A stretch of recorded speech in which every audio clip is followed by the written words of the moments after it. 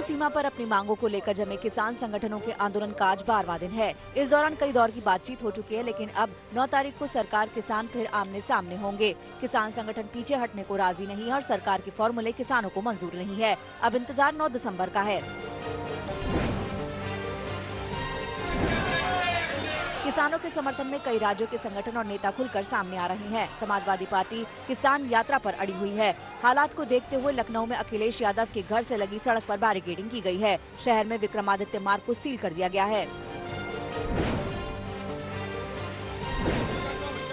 उधर दिल्ली से सटे गौतम बुद्ध नगर यानी नोएडा में धारा 144 लागू कर दी गई है। 6 दिसंबर 2020 से 2 जनवरी 2021 तक धारा 144 लागू रहेगी। गौतम बुद्ध नगर में बिना परमिशन के धरना प्रदर्शन की इजाजत नहीं होगी। नोएडा से सटी सीमा पर भी किसान जमे हुए हैं और कई जगहों पर सीमा बंद है। दिल्ली की सीमा पर तो हालात और भी खराब हैं। आज दिल्ली पुलिस ने ट्रैफिक एडवाइजरी जारी करते हुए कहा कि नेशनल हाईवे पर गाजियाबाद से दिल्ली का ट्रैफिक आंदोलन के चलते बंद रहेगा। दिल्ली आने के लिए लोगों को डीएनडी से सफर करने की सलाह दी गई है।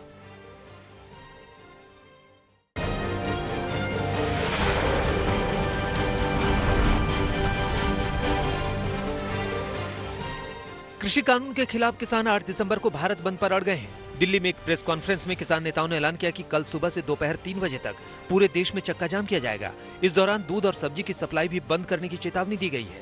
9 दिसंबर को सरकार और किसानों के बीच छठे दौर की बातचीत तय है। उससे पहले किसान सरकार पर दबाव बनाने की रणनीति अपना रहे हैं। किसानों ने अल्टीमेटम दिया है कि सरकार को तीनों कानून वापस लेने ही होंगे। किसान आंदोलन और भारत बंद को करीब करीब सभी विपक्षी दलों ने समर्थन दिया है। कांग्रेस, आप और आरजेडी समेत 11 पार्टियों ने बंद की अपील को जायज ठहराया है। महाराष्ट्र और गुजरात के व्यापार मंडल ने भी 8 दिसंबर के बंद का समर्थन किया है। हरियाणा और पंजाब में भी मंडियां बंद रहेंगी। एनसीपी सुप्रीमो शरद पवार ने सरकार को नसीहत दी है कि अगर अभी ध्यान नहीं दिया गया तो आंदोलन पूरे देश में फैल जाएगा।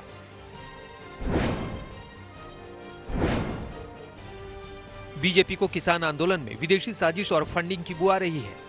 पार्टी के बंगाल प्रभारी कैलाश विजयवर्गीय ने आंदोलन में कनाडा और खालिस्तान समर्थकों की भूमिका की जांच की मांग की है। वहीं केंद्रीय मंत्री कैलाश चौधरी को भी आंदोलन के पीछे साजिश का शक है। कैलाश चौधरी के मुताबिक विपक्ष किसानों को भड़का रहा है। कृषि राज्य मंत्री ने आंदोलनकारियों को नकली किसान बताया और कहा कि असली किसान खेतों में काम कर रहे हैं। किसान आंदोलन के समर्थन में आया एनआरआई किसान मोर्चा भी सक्रिय हो गया है। विदेश में रहने वाले पंजाब के लोगों ने बरनाला में करीब 5 लाख रुपए की मदद भेजी है। उधर दिल्ली की सरहदों पर हजारों किसान डटे हुए हैं। दिल्ली नोएडा का चिल्ला बॉर्डर भी बंद कर दिया गया है।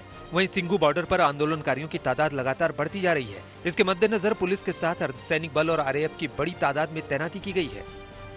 उधर ग्वालियर से दिल्ली आ रहे किसानों का हरियाणा के पलवल में पुलिस से सामना हो गया, जिसके चलते हाईवे पर कई किलोमीटर जाम लग गया। बंगाल की ममता सरकार और राजभवन के बीच तनातनी और बढ़ गई है। राज्यपाल जगदीप धनखड़ ने ममता सरकार को संविधान के मुताबिक काम करने की नसीहत देते हुए चेतावनी दी है कि उन्हें एक सीमा के बाहर कार्रवाई के लिए मजबूर न किया जाए। उधर सीएए पर फिर से हुंकार भरते हुए बीजेपी नेता कैलाश विजयवर्गीय ने कहा है कि अगले साल जनवरी में सबसे पहले बंगाल से नया कानून लागू होगा। वहीं बंगाल की सियासी हलचल भी तेज है। ममता के एक और मंत्री ने बागी सुर अपना लिए हैं। वन मंत्री राजीव बनर्जी ने कहा है कि पार्टी में चापलूसों का बोलबाला है।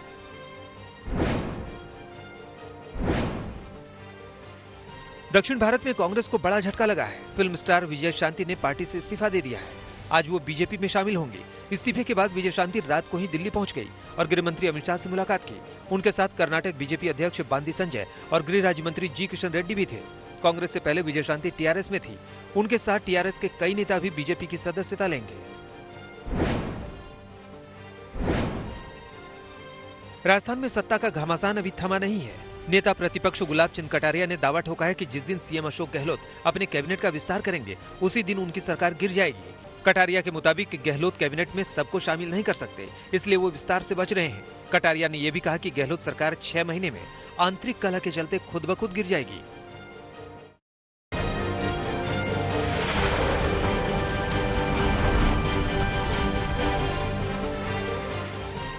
अमेरिकी दवा कंपनी फाइजर ने भारत में अपनी कोरोना वैक्सीन के इमरजेंसी इस्तेमाल के लिए आवेदन किया है। फाइजर का दावा है कि उसकी वैक्सीन 95% असरदार होने के सबूत हैं। वैक्सीन को इंग्लैंड और बहरीन में इमरजेंसी इस्तेमाल की इजाजत भी मिल गई है।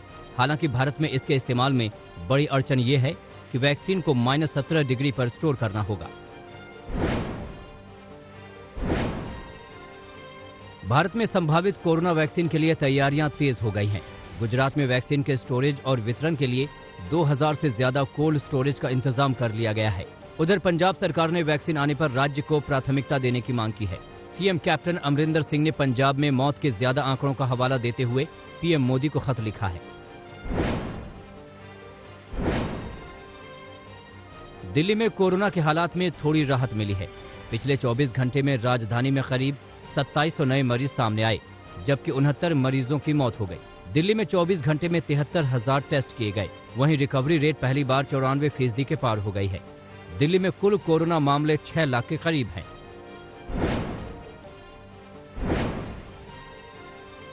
जम्मू कश्मीर में आज चौथे चरण के डीडीसी चुनाव के लिए वोट डाले जा रहे हैं। अब तक 3 चरणों में 50% से ज्यादा मतदान हुआ है। तीसरे चरण में हुई छिटपुट हिंसा के मद्देनजर आज सुरक्षा इंतजाम और भी सख्त कर दिए गए हैं। चौथे चरण की वोटिंग से पहले बारामूला में आतंकियों के अड्डे से सुरक्षा बलों ने हथियारों का जखीरा बरामद किया है। आतंकियों ने एक बंकर में कई रॉकेट और ग्रेनेड जमा कर रखे थे। मध्य प्रदेश का लव जिहाद कानून दूसरे प्रदेशों से ज्यादा सख्त होगा। राज्य के गृह मंत्री नरोत्तम मिश्रा का कहना है कि सरकार प्रस्तावित कानून में आरोपी की संपत्ति कुर्क करने का प्रावधान जोड़ने पर विचार कर रही है। इसके अलावा पीड़ित को गुजारा भत्ता का इंतजाम भी किया जा सकता है। नरोत्तम मिश्रा के मुताबिक विधेयक को जल्द ही कैबिनेट के सामने पेश किया जाएगा। अभिनेता सैफ अली खान अपनी आने वाली फिल्म आदि पुरुष को लेकर विवादों में घिर गए हैं। फिल्म को लेकर सैफ ने रावण के किरदार पर कुछ बयान दिए, जिससे उन पर रावण के महिमा मंडन का आरोप लग रहा है। हालांकि विवाद बढ़ने पर सैफ ने माफी मांग ली। महाराष्ट्र के बीजेपी विधायक राम कदम सैफ पर हमलावर हैं। उन्होंने बॉलीवुड फिल्मकारों को चेतावनी देते हुए हिंदू आस्था को लेकर सतर्कता बरतने को कहा है।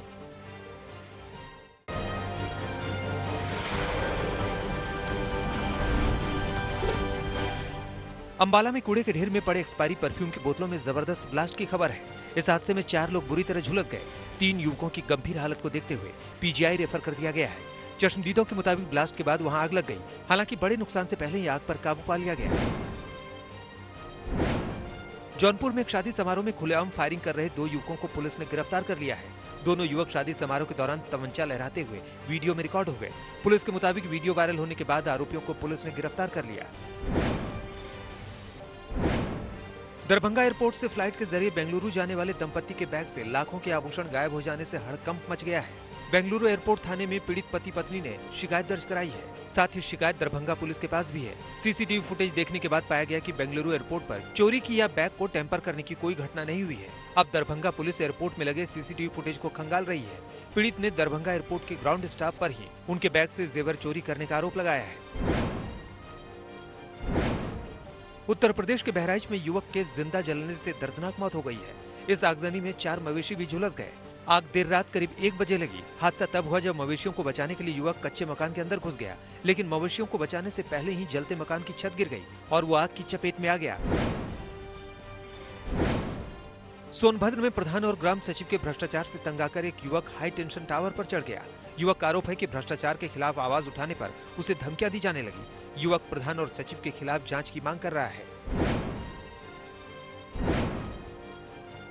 महाराष्ट्र के अकोला में गोवंश से भरा ट्रक को पुलिस ने पकड़ा है।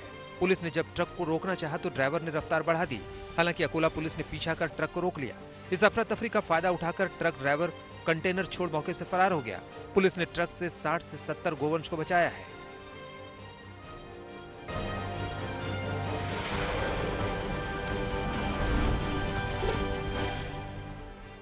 दिल्ली के रोहिणी इलाके में एक युवक युविन की सरेआम गोली मारकर हत्या कर दी गई। वारदात वहीं लगे एक सीसीटीवी फुटेज में कैद हो गई है, जिसमें हमलावर युविन को गोली मारते साफ देखे जा सकते हैं। सफेद रंग की एक कार में सवार लड़कों से पहले युविन की बहसबाजी हुई और ड्राइविंग सीट पर बैठे लड़के ने इसे गोली मार दी। सीसीटीवी में बीच बचाव करती एक महिला भी दिखाई दी, जिसकी भूमिका भी संदेह के घेरे में है। मृतक युविन पर पहले से कुछ मुकदमे दर्ज थे। आशंका है कि ये गोलीकांड किसी गैंग से रंजिश का मामला हो सकता है।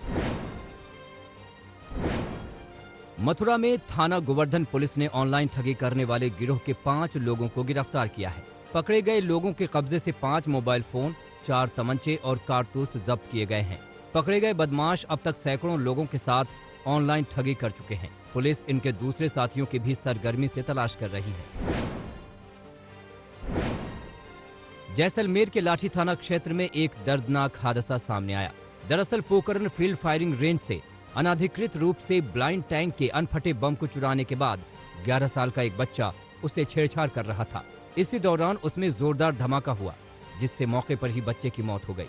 पुलिस और सेना के अधिकारी मौके पर पहुंचे और मामले की जांच शुरू कर दी गई है। घटनास्थल से लकड़ी के कुछ पैलेट्स और सेना के उपयोग में आने वाले सामान भी बरामद हुए हैं। उत्तर प्रदेश के देवरिया जिले में जमीन की मेड़ काटने का विरोध कर रही इंटर की छात्रा की भरी पंचायत में चाकू से गोदकर निर्मम हत्या कर दी गई। इस घटना में मृतक छात्रा के पिता भी गंभीर रूप से घायल हो गए। घटना तरकुलवा थाना क्षेत्र के शाहपुर पुरैनी गांव का है। विक्रम गौड़ और राम भरोसे के बीच मेड़ का विवाद बहुत दिनों से चल रहा था। पंचायत में विवाद सुलझाने के लिए दोनों मौजूद थे। इसी दौरान राम भरोसे ने विक्रम गौड़ पर हमला कर दिया।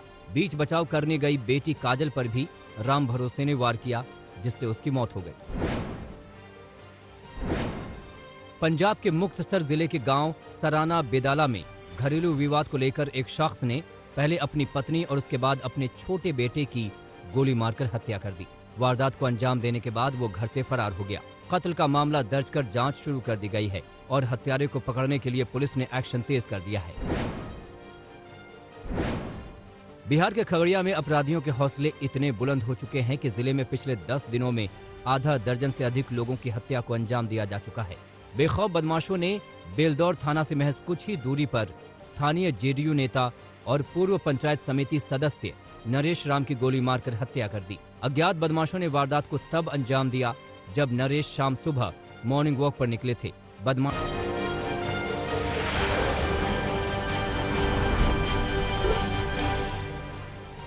संयुक्त राष्ट्र ने हैरान करने वाला खुलासा किया है। दुनिया भर में कोरोना वायरस महामारी के चलते 2030 तक 207 मिलियन लोग बेहद गरीब होंगे। कुल मिलाकर 1 बिलियन से ज्यादा लोग गरीबी रेखा से नीचे आ जाएंगे। दुनिया भर में कोरोना के मामले 6 करोड़ 69 लाख के पार हो गए हैं। महामारी में अब तक 15,36,000 से अधिक लोग जान गंवा चुके हैं। अभी तक 4 करोड़ 63 लाख लोग ठीक हो चुके हैं। अमेरिका में कोरोना का कहर नहीं रुक रहा है। कोरोना संक्रमितों का आंकड़ा 1.5 करोड़ के करीब पहुंच गया। पिछले 24 घंटे में 1.5 लाख से ज्यादा लोग कोरोना संक्रमित हो चुके हैं। बढ़ते कोरोना मामलों के चलते मैक्सिको की सरकार ने लोगों से घरों में रहने का आग्रह किया है। सरकार ने कहा, छुट्टियों के मौसम में घरों से बाहर नहीं निकले लोग। यहाँ 11,68,000 से ज्यादा लोग कोरोना संक्रमित हो चुके हैं। 1,09,000 से ज्यादा लोगों की जान जा चुकी है। कोरोना मामलों को देखते हुए साउथ कोरिया की राजधानी सियोल और आसपास के इलाकों में सख्त नियम कर दिए गए हैं। 50 लोगों के एक साथ इकट्ठा होने पर रोक लगी है। जिम और बार बंद कर दिए गए। खेल कार्यक्रम बिना दर्शकों के आयोजित होंगे। लॉकडाउन का ब्रिटेन में असर हुआ है। कोरोना संक्रमितों की संख्या कम हुई है। पिछले हफ्ते की तुलना में इस हफ्ते 1 लाख कोरोना संक्रमित लोग कम हुए। ब्रिटेन के मंत्री ने ब्रेक्सिट डील को लेकर बड़ी बात कही है। अगर यूरोपीय संघ के साथ समझौता नहीं हुआ तो ब्रिटेन इसके लिए तैयार है। बता दें, पिछले कई महीनों से ब्रिटेन और यूरोपीय संघ के बीच ब्रेक्सिट को लेकर बात चल रही है। व्यापार मुद्दे पर डील उलझा हुआ है। ईरानी परमाणु वैज्ञानिक मोहसिन फाखरीजादे की मौत से लोगों में गुस्सा है। लोगों ने उनकी कब्र पर जाकर नारे लगाए, सरकार से उनकी मौत का बदला लेने की मांग की। ईरान इसके लिए इजराइल को मौत का जिम्मेदार ठहरा चुका है।